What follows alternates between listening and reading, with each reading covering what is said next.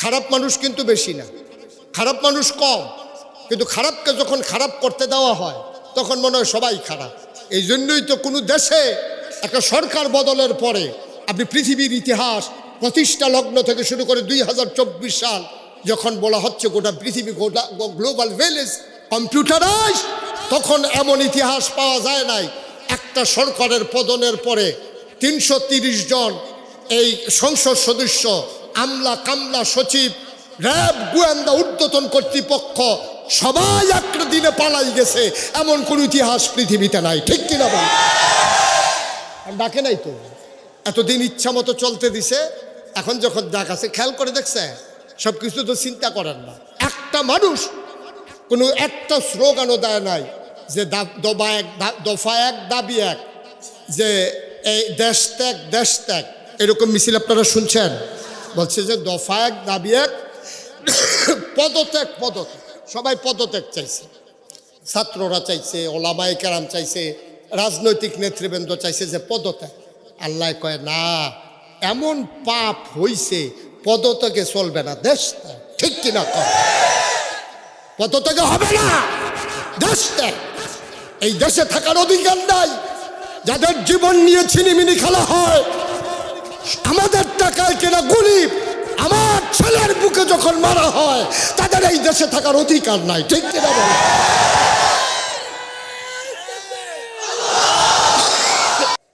আমার দেশের মুসলমান ইসলাম বুঝতেও চায় না, ইসলাম জানতেও চায় না। যখন বুঝার সময় হয় ওনার মতো হাঁটাহাঁটি শুরু করে। এই হইল কারবার। পরীক্ষা তো এখনো শুরুই হয় নাই, এখনই কাফাকাফি শুরু করে দিচ্ছে, এই যে উঠাউঠি শুরু করে দিচ্ছে। কথা তো একটা মনে পড়ছে, ভুলে ফেলবো নাকি? কইয়াই লাই না, ওই পরীক্ষার হলে যে ছেলে গেছে গিয়া সেটা বেঞ্চের উপরে বইয়া ঠট্টর ঠট্টর করে কাঁপতে আসে। ফ্লোর হইল পাক্কা আর বেঞ্চ হইল কাঠের বেঞ্চ।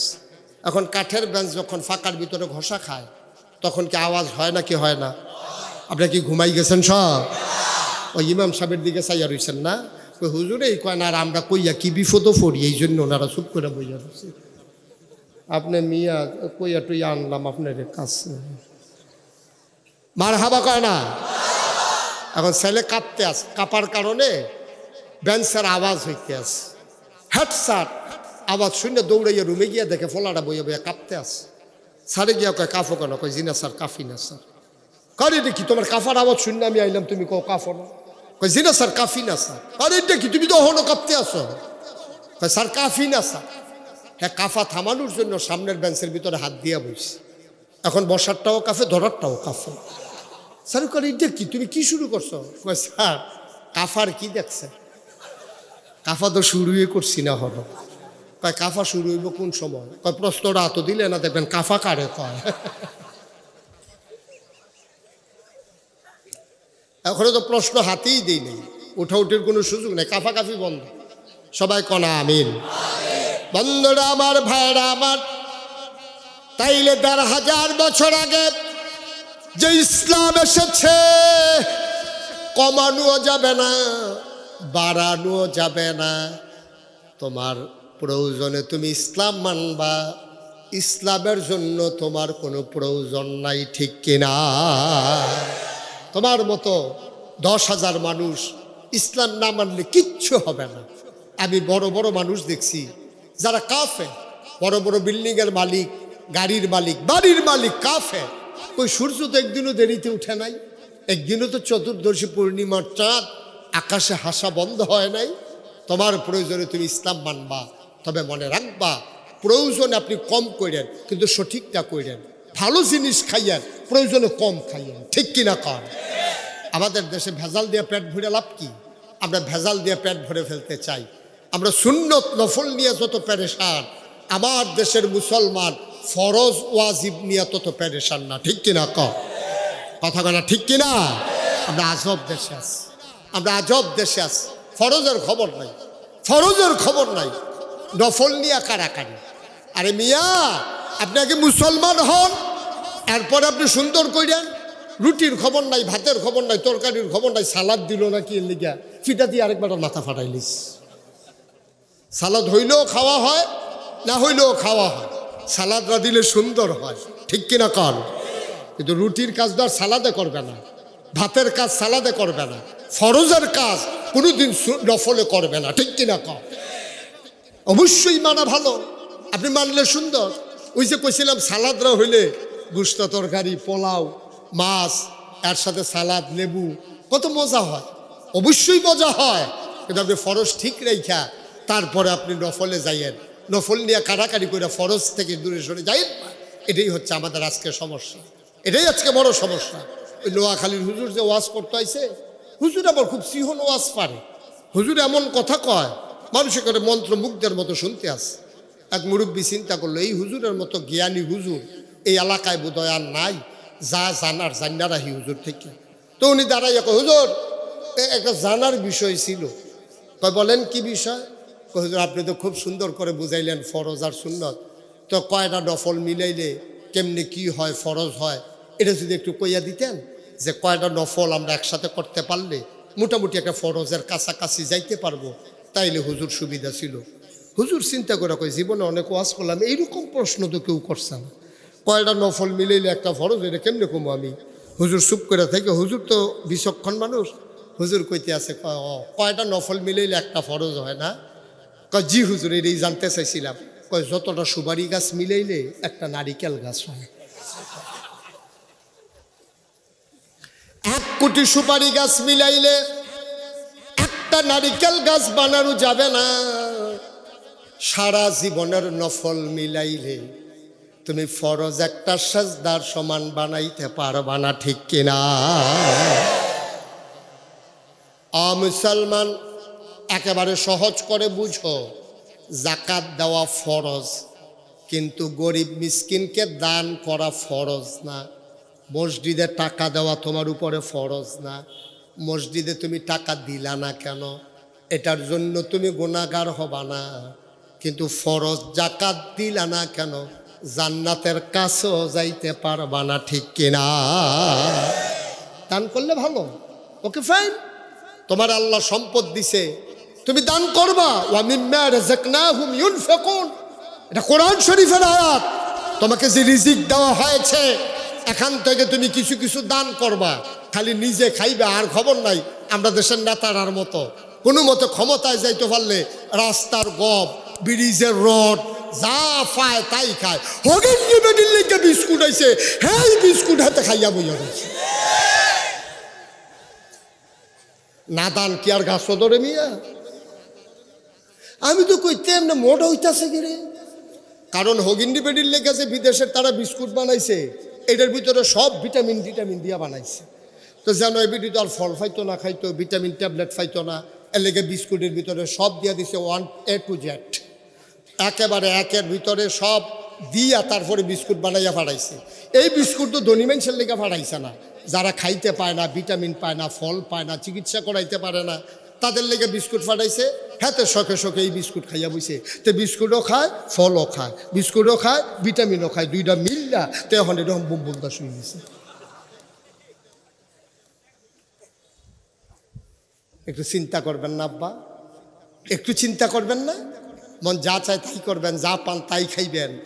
এটার নাম কি মুসলমান নাকি? আমরা তো শিয়াল কুকুর না, আমরা মানুষ, আশরাফুল মাখলুকা, ঠিক কিনা বলো? আজব আজব কারবার এই দেশ।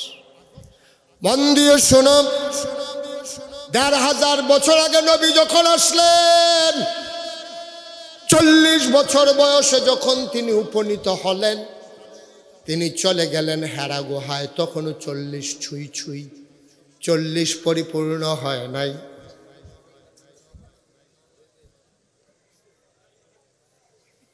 কি করলা তুমি এটা?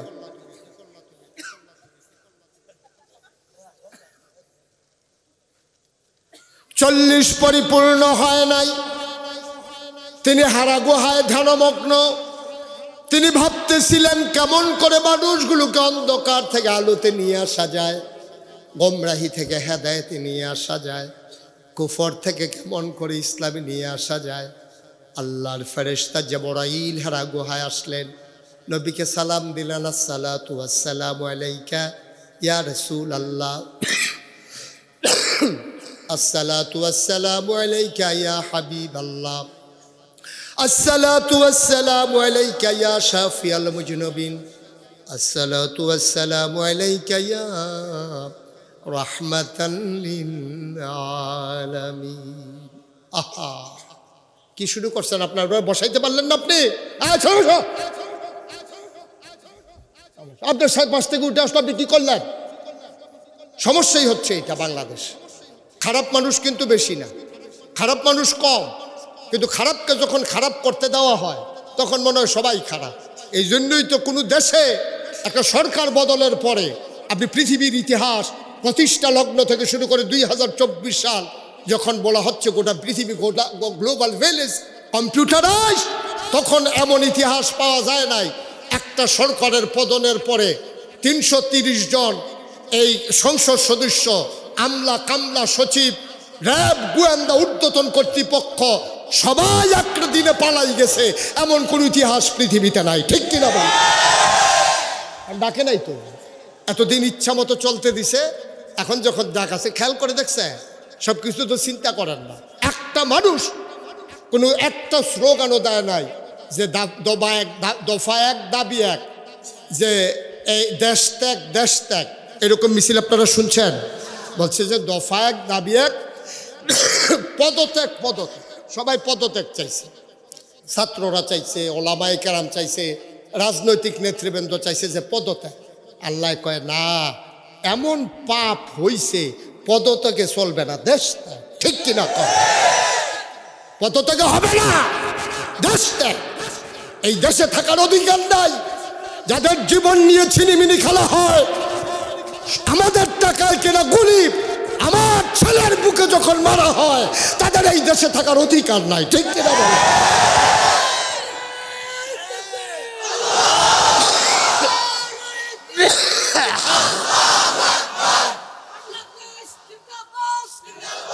সবাই পড়ে না আমিন, চুড়ে পড়ে না আমিন। সুতরাং মনে রাখবেন, আল্লাহর ফয়সালা বড় কঠিন ফয়সালা। সবাই চাইলো পদত্যাগ, আর আল্লাহ কবুল করে নিলেন দেশ ত্যাগ। একটা লোকও বলে নাই, আমি একজনের মুখেও শুনি নাই যে দেশ ত্যাগ করতে হবে। সবাই, কেউ দাবি করে নাই, কিন্তু ওরা নিজেরাই থাকে নাই, কারণ জানে ফাইলে। আমি কিছু কইছি? ফাইলে।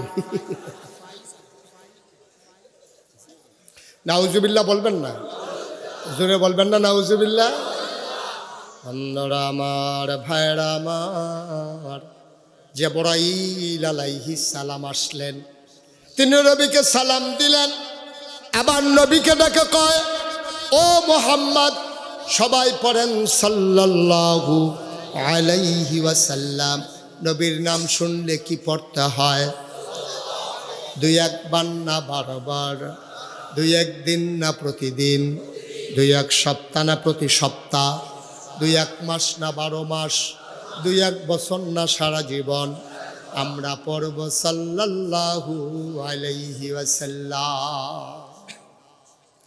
আল্লাহর নবীকে ডেকে বললেন, ও মুহাম্মদ, আপনি আজকে থেকে মুহাম্মদ ইবনে আব্দুল্লাহ না, আজকে থেকে আপনার পরিচয় মুহাম্মাদুর রাসূলুল্লাহ সাল্লাল্লাহু আলাইহি ওয়াসাল্লাম।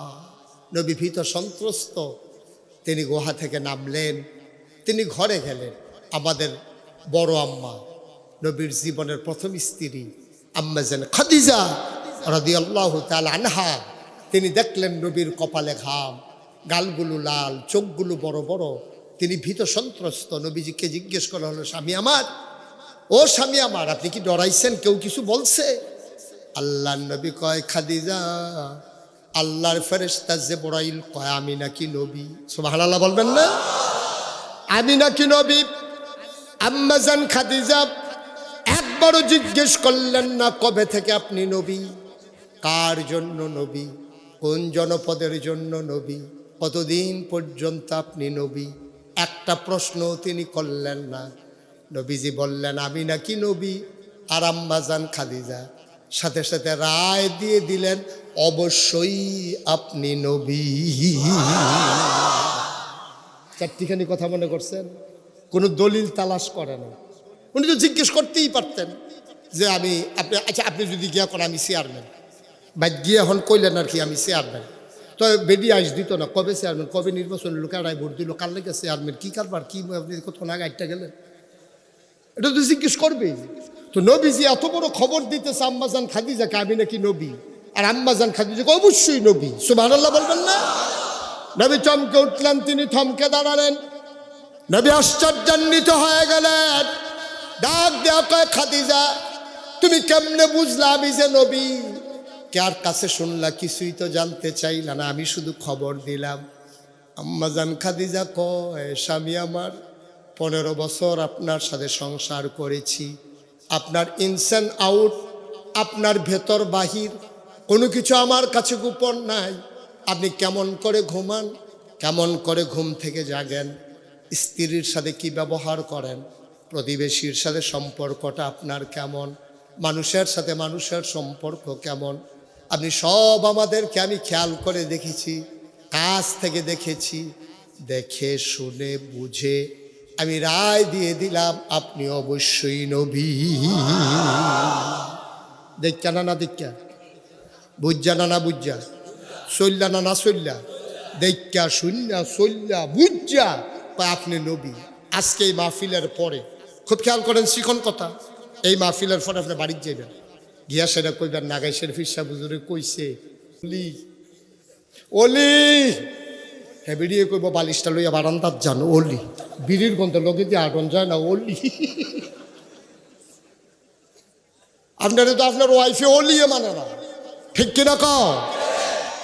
আপনার বিবি আপনাকে অলি মানে না, মানবে কেমনে? খাচ্ছত খারাপ, গরুর লোকে না ফেরা বিড়িটা ধরে লাইছেন, আছে নাকি নাই? খুব কম মানুষ আছে, এই প্যান্ডেলটার ভিতরে অনেক মানুষ খুঁজে পাওয়া যাবে যারা কথায় কথায় বিবির গায়ে হাত উঠায়, ঠিক কিনা? আপনার এই বিডি অলি করবো কেমনে? আপনি খালি একেবারে মন দিয়া, আজকে তো মাহফিল থেকে যাবেন মনটা নরম, পাশে শুইয়া আপনি আস্তে করে বলবেন যে আজকে ফিটাফিটি হইতো না, কোনো মারামারি নাই, কোনো রাগারাগি নাই, হুজুরে বলছে তুমি নাকি ভালো কইলে আমি আসলেও ভালো, মন থেকে বলো তো আমি রাগ করব না, তুমি আমার আয়নার মতো, একেবারে মন থেকে বলো তো আমি মানুষটা কীরকম, এবি দিয়ে দেখবেন আসল কথা কইব। খারাপ আসলেন না তো রইদের তাইয়া না খালি রোদের আইলেন আপনারা আর সামাল সেই দিনও তো আপনি গুম্বুর কিল্লা কিল দিয়া বহে ফিটে ধরাইলেন না, কোনো চিন্তা আছে আপনার? নাউজুবিল্লাহ কইতেন না, তোরে কইতেন না নাউজুবিল্লাহ? নবীর স্ত্রী কয় বছর সংসার করছে, বা কথা কয় না কয় বছর? আচ্ছা একটা মানুষের লগে চিনতে, একটা মানুষের চিনতে কি 15 বছর লাগে? 1500 বছর একসাথে চলছে, ঘুমাইছে, খাইছে, দেখছে, শুনছে, তারপরে কয় নবী, চারটিখানি কথা না, যেমন তেমন কথা মনে করেন। আপনার যত গোপন কথা আপনার স্ত্রী জানে, পৃথিবীর কেউ এত গোপন কথা জানে না। নাগাইশের মুশতাক ফয়েজি আপনাদের কাছে 2-3 ঘন্টার জন্য আসছে, আপনি দেখছেন হুজুরের কথা কি সুন্দর, হাসি কি সুন্দর, কি সুন্দর ব্যবহার, 2-3 দিন থাইক্যা কয়শটে হাওলা দিলে না টের পাইবেন মানুষ কিরকম। ঠিক কিনা কন? মানুষ চিনা যায় চললে। আমাদের গ্রামের একজন বিচক্ষণ মানুষ ছিল, উনি বলছে যে মুশতাক মানুষ যদি চিনতে চাও, আহারে আপনি এরকম করতেছেন কেন ভাই, তো কি করে এত লড়েন কেন, আপনি বাসটা দৈরা বল, উনি খালি এই ফেল ঘুরে কি করতেছে নাকি? হ্যাঁ হ্যাঁ হ্যাঁ, আমি তো কইছিলাম তো আমার দিকে তো থাকতো কইছিলাম। হ্যাঁ সবাই কনা আমিন, জোরে বলেন আমিন। এটা চারটিখানি কথা না, 15 বছর সংসার করার পরে রায় দেওয়া। আপনার স্ত্রী আপনার ব্যাপারে যত জানে কেউ জানে না, আপনি ঘুমাইলে আপনার লুঙ্গি কই যায় এটা উনি জানে, ঠিক কিনা কও? আপনি কথা বলতে গেলে তরকারিতে একটু লবণ কম হইলে আপনি কি করেন এটা আপনার স্ত্রী জানে, কেউ জানে না। আপনি তো ফিস সাহেব, আপনি লাট সাহেব, আপনি ইমাম সাহেব, আপনি মন্ত্রী, আপনি এমপি, আপনার খাইচ্ছত কত খারাপ দুনিয়ার কেউ জানে না, জানে আপনার স্ত্রী, ঠিক কিনা কও? আল্লাহর নবী যখন বললেন তুমি কেমন করে বুঝলে আমি যে নবী, আপনার মাঝে 4টা জিনিস পেয়েছি। আমি খাদিজাই মক্কায় জন্ম, এই মক্কায় বড়, আমি সব মানুষ চিনি, সবার স্বভাব চরিত্র জানি। আপনার ভিতরে 4টা জিনিস দেখেছি, যে এই 4টা জিনিস আমি আর কারো মাঝে দেখি না। ভাই কি দেখছো আমার মাঝে? আপনি কখনো ওয়াদা খেলাফ করেন না, সুবহানাল্লাহ কয় না? আপনি কখনো আমানতের খেয়ানত করেন না। 1 নম্বরে আপনি ওয়াদা খেলাফ করেন না, আপনি আমানতের খেয়ানত করেন না, কোনোদিন আপনি অভাবী মানুষকে খালি হাতে ফিরাই দেন না, আপনি কোনোদিন আত্মীয়তার সম্পর্ক ছিন্ন করেন না। আমাদের দেশে এইরকম মানুষও আছে, বাপের লগে ফুতের সম্পর্ক নাই, ঠিক কিনা কাও? ভাইয়ের লগে ভাইয়ের সম্পর্ক নাই, এমন ওয়াল দিছে সুরেও এগুলতে তো খবর আছে। ভাইয়ের সাথে ভাইয়ের সম্পর্ক নাই। যে এক এলাকায় যে বিয়া করাইতে গেছে এক লোক, ওই এলাকায় আগে তাদের আত্মীয় আছে, তো বিয়া করাইতে গেছে, মনে করছে পুরান আত্মীয়ত্ব খবর নেই, তারা মানুষ কীরকম, ফলা বিয়া করামু, মাইয়ার সম্পর্কে একটু ধারণা নেওয়া দরকার আছে। তো পুরান আত্মীয়র ভাই গিয়া কয়, ভাই আপনার এলাকার থেকে আমার ছেলের জন্য একটা বিয়া গেছিল। কয় কোন বাড়ি? আপনার উত্তর বাড়ি। কয় কার মাইয়া? ওই উমুকের মাইয়া। কয় তারা মানুষ কীরকম? তো পুরান আত্মীয় চুপ করে বইয়া রয়েছে। হুজুর কন্যা, তারা মানুষ কীরকম? ভাই এরা কন্যা। কয় কি কইতা? তারাও আমরারে মানুষ কয় না, আমরাও তারারে মানুষ কই না।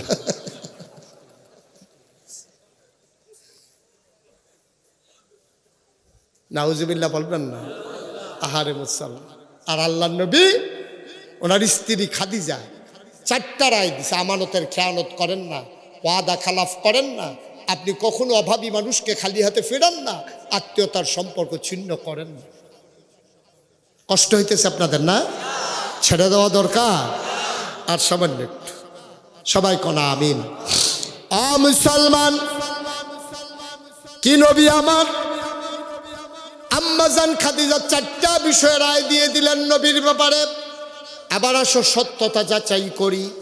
তাফসির ইবনে কাসির দামেশকি রহমাতুল্লাহ আলাইহি যে তাফসির লিখেছেন, তার ভিতরে আমি একটা হাদিস পেয়েছি যেটা আমি অন্য কোথাও আর পাই নাই। আল্লাহর নবীর কাছে একদিন দুধু মরু প্রান্তর থেকে, একেবারে অজপাড়াগা থেকে, বর্ডার বেল্ট থেকে, সীমান্ত এলাকা থেকে একজন সাহাবা ঘামতে ঘামতে দৌড়াইতে দৌড়াইতে আসলেন। এসে বললেন, আসসালামু আলাইকুম। আসসালাতু ওয়াসসালামু আলাইকা ইয়া রাসূলুল্লাহ। নবী বললেন, ওয়ালাইকুম আসসালাম ওয়া রাহমাতুল্লাহ। কি চাই তোমার? তোমারে তো আমি চিনি নাই। ও নবী গো, আপনি আমারে চিনবেন কেমনে? আমার বাড়ি একবারে সীমান্ত এলাকায়, আমি মসজিদে নববীতে এসে 5 ওয়াক্ত নামাজ পড়ার সময় পাই না, বড় গরিব মানুষ। ও নবী আমার, এসেছি আপনার কাছে একটা খবর দেওয়ার জন্য। কি খবর নিয়ে এসেছো? বলো বলো বলো। সাহাবা আবার কয়, ইয়া রাসূলুল্লাহ, ইয়া হাবিবাল্লাহ, আমি কি আপনার রূহানি সন্তান না? অবশ্যই তুমি আমার রূহানি সন্তান। বাবা আছে তোমার জীবনে 4 জন। একজন হলো জাতির আদি পিতা আদম, জাতির পিতা ইব্রাহিম, রূহানি পিতা আমাদের নবী, আর যার যার আব্বা তার তার। সুবহানাল্লাহ বলবেন না? 4 জন আব্বা আমাদের। কয়জন আব্বা? বা কথা কয় না দেখি, কয়জন? আদি পিতা আদম, জাতির পিতা ইব্রাহিম, আর রূহানি পিতা আমার নবীজি, আর যার যার আব্বা তার তার। আমার আব্বা আমার, ওনার আব্বা ওনার, তোমার আব্বা তোমার। সাহাবা আয়েশা কয়, নবী গো, আমি কি আপনার রূহানি সন্তান না? আপনি কি আমার বাবার জায়গায় না? নবীজি বললেন, হ্যাঁ ঠিকই তো আছে, কি সমস্যা? তাই আপনি যদি আমার আব্বা হন, তাহলে আমার মেয়েটা তো আপনার নাতিন হয়। সুবহানাল্লাহ বলবেন না? কি কৌশল করে কথা আগাই আনতেছে দেখেন, কি মজার সম্পর্ক। নবীর সাথে সাহাবাদের সম্পর্কটা দেখেন কেমন। আপনি যদি আমার আব্বা হন, তাইলে তো আমার মেয়েটা আপনার নাতিন হয়। হ্যাঁ ঠিকই তো আছে, সমস্যা কি? ইয়া রাসূলুল্লাহ, গুস্তাখি মাফ কর দিজিয়ে, বেয়াদবি মাফ করবেন। আমার মেয়েটার একটা বিয়ে এসেছে, ছেলেটা খুব ভালো, 5 ওয়াক্ত নামাজ পড়ে, মসজিদে জামাতের সাথে। বদরের প্রান্তরে আমার ওই জামাই যুদ্ধ করেছে, বড় ভালো ছেলে মানুষটা, ছেলেটা ভালো পাইয়া আপনার নাতিনের বিয়া দিয়া দিলাম ছেলের সাথে। আপনাকে জানাইতেও পারি নাই, দাওয়াতও দিতে পারি নাই, অনুমতিও নিতে পারি নাই। একটা কথা জানার জন্য আসছি, আপনার নাতিনের বিয়া যে দিলাম, আপনি কি আপনার নাতিনের বিয়েতে কোনো উপহার দিবেন না? সাহাবা নবীরে কয়, আপনি পারবেন? আপনার ফির সাবরি গিয়া কইতেন যে হুজুর আপনার তো আমি আব্বা রাহি, তাহলে আমার মাইয়াটা তো আপনার নাতিন, তাহলে আমার মাইয়ার বিয়া ঠিক হয়েছে, আপনি কি দিবেন? বরং আপনার মাইয়ার বিয়া ঠিক হয়েছে হইন না, আপনার ফির সাবে আশায় আশায় বইয়া রয়েছে, লুঙ্গি তো একটা পায় আমি লুঙ্গি একটা নিশ্চিত, আহা লুঙ্গি যে একটা নিশ্চিত পাবো এতে কোনো সন্দেহ নাই। ফিরসা বাসায় আশায় থাকে লুঙ্গি একটা পাওয়া যাবে। আমাদের দেশের অধিকাংশ ফিরসা আত্রা এইরকম করা শিখছে, জীবনে ওই রকম করতে পারে না। কেডায় জানি এইরকম কইরা দিছে, আবার ঘুইরা গেছে। খাদ্যটা তো খারাপ হয়েছে, রিক্সাওয়ালার টেহা খায়, হগিন্নি বেটির টেহা খায়। আচ্ছা ও ফিরসা বইলে অটো চালালে সমস্যা কি? কোনো ফিরসা বইছে মনে করেন, তাই কোনো কিছু ফাটে না, অটো চালাইলো একটা ডেলি 500 টাকা কামাই করেন যায়, এটা সিএনজি চালাইলো, ফিরসা বলে সমস্যা কি সিএনজি চালাইতে? বাংলাদেশে দেখবেন অধিকাংশ ফিরসা কোনো চাকরিও নাই, কোনো ব্যবসাও নাই, গৃহস্থিও করে না, খালি বইয়া বইয়া, ঠিক কিনা কম? অথচ আমার নবীজি একটা বেলা পরিশ্রম ছাড়া কোনোদিন খায় না। নবীজি শেষ বয়সে একটু গুসা হয়ে গেছে, আম্মা জান আয়েশা কাঁদা দিচ্ছে, আপনার তো বয়স তো হয় নাই, মাত্র 62-63 বছরে নাকি বয়স নেই। আপনার সাহাবাদের ভিতরে অনেক মুরব্বী আছে, আপনার বয়স যত বেশি হইছে না, মাত্র 62-63, আপনি কেন গুসা হইয়া হাঁটেন? নবীজি চোখের পানি ছাইরা দিয়া কয়, আয়েশা ও আয়েশা তুমি খেয়াল করছো আমি যে একটু বাঁকা হইয়া আঠি? খন্দকের যুদ্ধের সময়, খন্দক মানে খাল করার সময় বড় একটা পাথর পড়ে গেছে, সবাই মিলে এটা নাড়া দিতে পারে না, খন্দকের কাজ আটকে গেছে। খবর পাইয়া আমি গেলাম, আমি গিয়া বললাম সবাই সরো, আল্লাহ আমার এমন ক্ষমতা দিছে আমি ইচ্ছা করলে এটা একাই সরাইতে পারি। আমি সবাইরে সরাইয়া পাথর ধরে যখন টান মেরেছি, কোমরে হঠাৎ করে টুন করে একটা ব্যথা পাইলাম, এই যে বাঁকা হইলাম আর সোজা হইতে পারি না।